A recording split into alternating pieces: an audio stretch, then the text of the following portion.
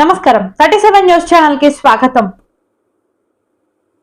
వైద్య నిపుణుల అభిప్రాయాల ప్రకారం ప్రాథమికంగా రసాయన పదార్థమైన టేస్టింగ్ సాల్ట్ కలిపిన ఆహార పదార్థాలను క్రమం తప్పకుండా తీసుకోవడం వల్ల పార్కిన్సన్స్ లేదా అల్జీమర్స్ వ్యాధులకు కూడా కారణం కావచ్చు.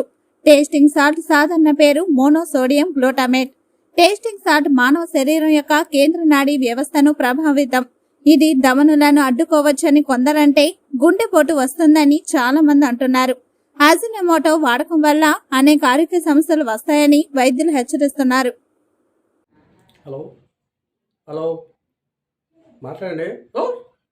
ఓహో ఏండి మీ పేరేంటి? మీ పేరు చెప్పండి. ఏంటి బుడ్డియా? ఇదేంట్రా? ఎవడన్నా నరేష్ కుమారు ఏదో సురేష్ పేరు పెట్టుకుంటారా కానీ బుడ్డి ఏంట్రా? మీ నాన్నగారి పేరేం పేరు? మీ నాన్నగారి పేరేంటి? సారాబుడ్డి. మీ నాన్నగారి పేరు సారాబుడ్డి, నీ పేరు బుడ్డి, మీ నాన్నగారి పేరు సారాబుడ్డి. మరి మీ అమ్మగారి పేరు ఏం పేరు? దేవబుడ్డి.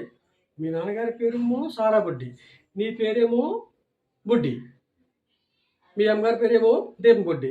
మరి మీ చెల్లి పేరు ఏం పేరు? సోడాబుడ్డి. మీ చెల్లి పేరు సోడాబుడ్డి. మరి మీ తమ్ముడి పేరేంటి?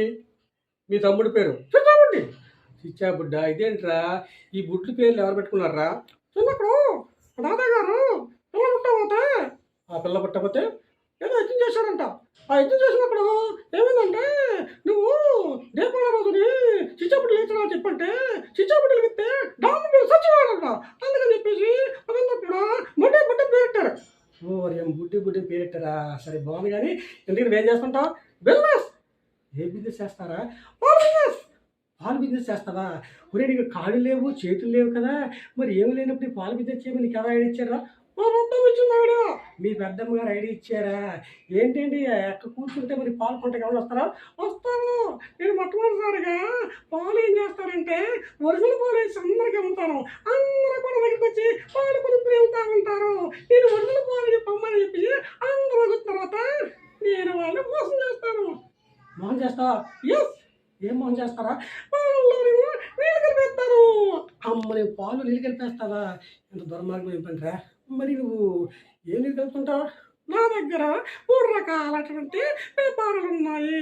ఒకటైతే మా డబ్బు ఉన్న వాళ్ళకైతే మినరల్ వాటర్ కలుపుతాను, డబ్బు లేని వాళ్ళకైతే కావాలి నీళ్ళు కలిపేస్తాను, అమ్ముకుంటాను, డబ్బులు చేసుకుంటాను. మరి పాలలో మరి ఇలా కల్తీ కలుపుతూ వల్ల మరి ఆరోగ్యం పాడైద్దాం అయితే మాకెందుకు మేము అలాగే చేస్తూ ఉంటాము. అమ్మని పడల.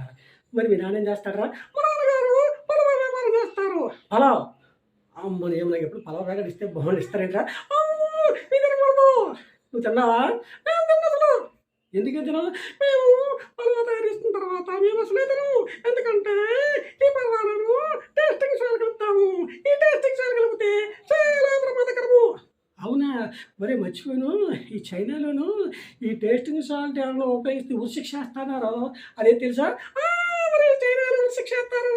టేస్టింగ్ సాల్ట్ చాలా ప్రమాదకరమైంది. అందుకని టేస్టింగ్ సాల్ట్ తినము. మరి మన భారతదేశంలో ఏంటి ఇతను విపరీతంగా వాడుతున్నారు? మన భారతదేశం వాళ్ళకి డబ్బు కావాలి కాబట్టి అమ్ముకుంటారు, డబ్బు సంపాదించుకుంటారు.